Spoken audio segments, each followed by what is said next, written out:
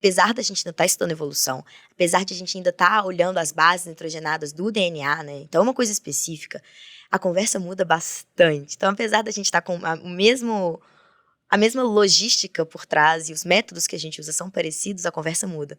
Então, na verdade, era bem difícil conversar e tentar entender a pergunta hipotética, né? A hipótese que a pessoa estava fazendo, mesmo estando do meu lado.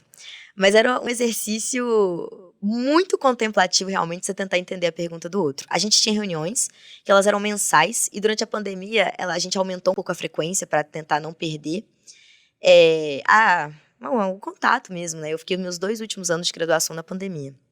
E era super interessante. Então, o Jean, que agora ele acabou de fazer o doutorado dele, foi aprovado, trabalhava com passarinhos e a biogeografia deles, que era um ambiente de estudo completamente diferente para mim.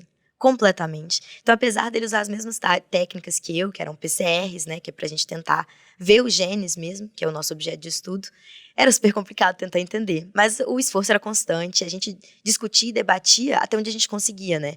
Então, apesar de eu não entender muito de evolução de passariformes, dos passarinhos que ele estudava, eu entendia dos modelos que ele estava usando. Então, eu entendia as técnicas e conseguia tentar ajudar, e na verdade ele me ajudava muito mais, por conta desse mesmo método que a gente usava.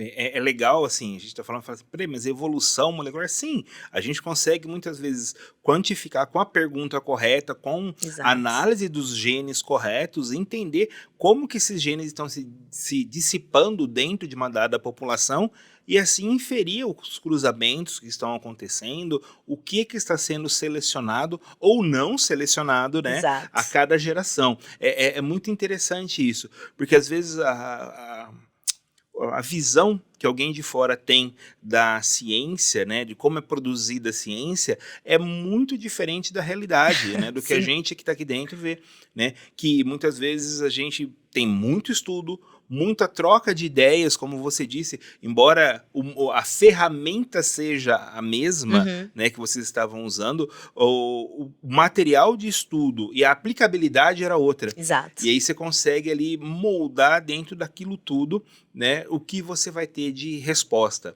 né? E me conta um pouquinho, o que você depois, com esse material, o que você foi fazer na França, né? Que já passamos por tanto quanto país, né? Seu passaporte deve estar cheio, né? Mas como foi esse estágio que você fez lá? Ai, que massa. Foi completamente diferente. Eu tenho um professor, tinha, né, agora que eu formei, chamado Fernando Perini. Ele era o professor que me deu aula de mamíferos. Então, eu estava tartaruga, hoje em dia eu estudo lagarto, e ele foi meu professor de mamíferos. Então, não tinha relação direta com a minha pesquisa. Mas ele um dia me falou, a gente tava brincando, ele foi meu professor, ele me ajudou a fazer um projeto de uma liga acadêmica de mamíferos. Ele falou, Jonas, você é muito perdida. Aí eu falei, como assim eu sou muito perdida? Você faz tudo. Aí eu falei, nossa, eu acho que eu sou perdida. Eu acho que eu gosto de apontar para vários lados. Então a França foi um pouco esse padrão. Eu aprendi a falar francês porque eu falei, nossa, que língua linda. Vou aprender a falar francês. Aprendi. E a UFMG tinha um processo que era o Minas Mundi, que é um intercâmbio para alunos de graduação, que é ótimo, porque eles conseguem pagar a grande parte. E a gente não tem que arcar com os custos, porque alunos de graduação, normalmente a gente não vai ter tanto dinheiro assim. E eu falei com esse professor também, que eu estava querendo, precisava de uma carta de recomendação, foi até ele que me ajudou a fazer várias partes do processo. Eu falei, Perini, eu acho que eu quero ir para a França. Ele falou, o que você vai fazer lá? Quero conhecer. Eu tenho essa oportunidade, a UFMG está me ajudando, eu tenho nota suficiente, porque no final a gente faz como se fosse um escalonamento, um ranking, né, das pessoas que têm nota.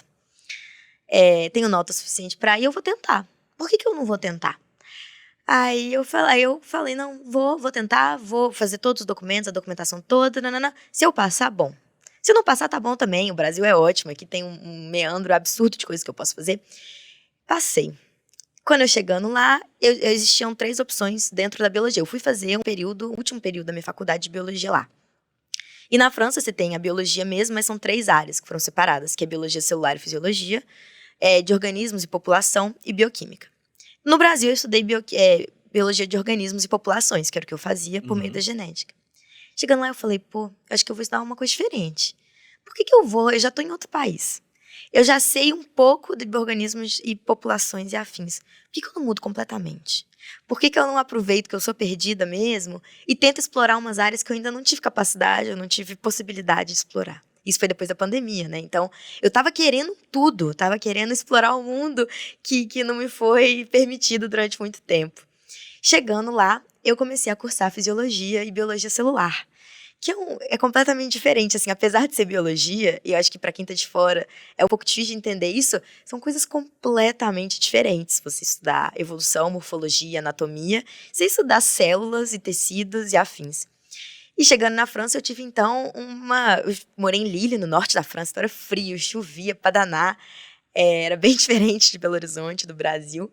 E eu resolvi, então, fazer fisiologia e comecei a ter aulas que eram, assim, absurdamente focadas em humano. Foi uma coisa que nunca foi muito do meu interesse, mas que é muito interessante porque a gente tem muito dado e muita capacidade de organização.